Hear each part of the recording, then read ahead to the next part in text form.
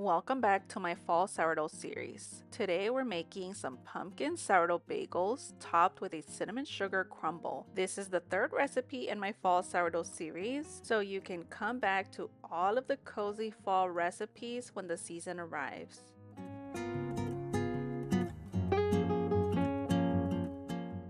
To your bowl, you will add 125 grams of active sourdough starter, 100 grams of pumpkin puree, and 210 grams of filtered water. You want to mix these three ingredients together until well combined. Now you'll add 20 grams of honey, 2 grams of cinnamon, 2 grams of pumpkin spice,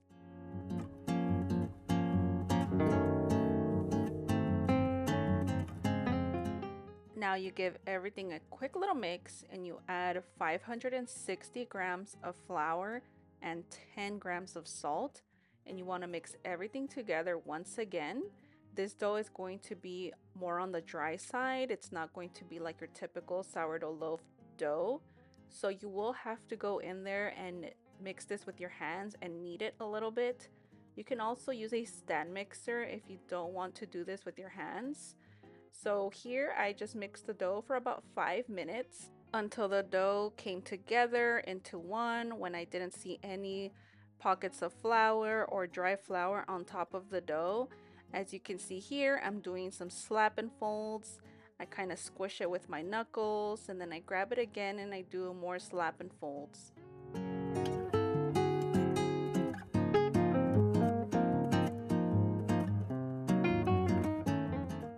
This is what your dough should look like. It still looks kind of shaggy, it doesn't look smooth, but there are no pockets of flour and everything looks well incorporated. So now you wait 30 minutes and we do one set of slap and folds. This doesn't take too long, it's just giving some extra strength to the dough. It comes together fairly quickly. So you can see here that the dough looks way smoother, it's not sticking to the touch. You go ahead and cover your bowl and let it rise. My dough took about 6 hours to ferment because it is very warm where I live.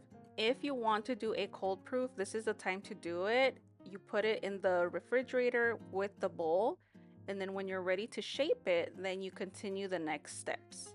I am weighing out the dough to 100 grams per bagel.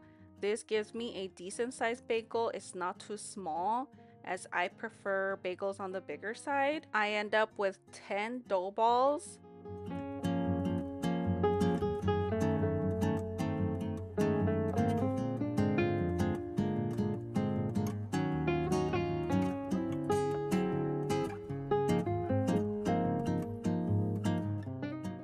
And now we go ahead and shape them. You want to grab your dough and you want to pinch it towards the center. That way it can create some surface tension. You want to make sure you pinch very tightly, and now you do some circular motions on your counter. I didn't realize that my camera wasn't focusing, but I hope it's good enough that you guys can see what I'm doing. So you do these circular motions, and once you have a tight little ball, you want to do the same thing to all of them. I decided to do 3 of these bagels into a pumpkin shape just for fun.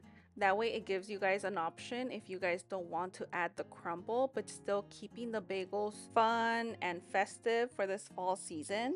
I went ahead and cut 4 butcher twine pieces per bagel, and I shaped them into like a little pizza. I flatten out the dough, that way it's not so round, because we don't want the bagel to be so tall. I want them to kind of expand outward and upward, not just upward. I did coat the twine in some flour, that way they don't stick to the bagels too much as they're baking. I feel like that helps a little bit. And now I am tying up the twine. I go ahead and tie up the first one, and then the other ones I tie them going around the first one, if that makes sense. So I go underneath the first one. That way, when I tie them up, they kind of stick to that first twine and it doesn't move while it's baking, if that makes sense. Once you have everything tied up, you want to go ahead and cut the excess. That way it's not baking with all of that string hanging. And this is what the little pumpkin looks like. It is not super puffed up just yet, but we will let this rest on the counter for about 2 to 3 hours, and you will see how much it has risen and how big they get. So you want to go ahead and put this on a piece of parchment paper, that way it's easier to transfer into the boiling water when they're ready.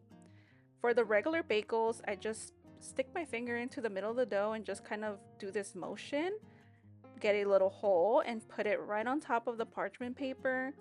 And I do the same thing for the rest of the dough balls.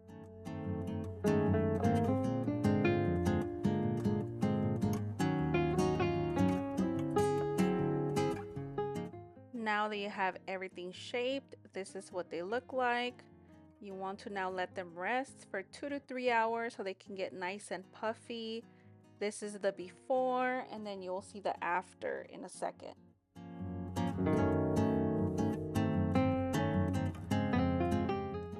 For the crumble, you want to add half a cup of flour, 1/4 cup of brown sugar, 1/4 cup of granulated sugar, 2 teaspoons of cinnamon, 1 teaspoon of vanilla, and 3 tablespoons of melted butter. And you want to mix all of those ingredients together until you get a wet or damp dirt consistency.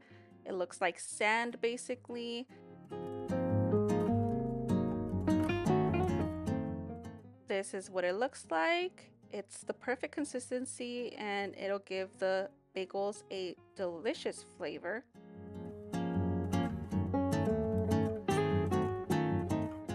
This is after 2 hours of proofing on the counter. You can see that the bagels look pretty puffed up.